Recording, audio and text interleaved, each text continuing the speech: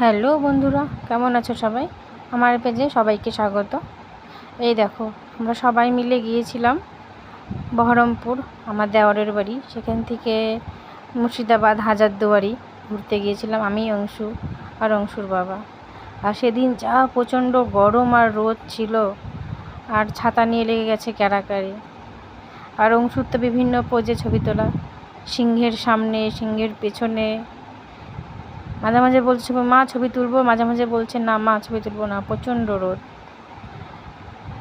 সেই জন্য ছাতার নিচে করে কয়েকটা ছবি তুললো, বাকি আর তুলতে চায়নি।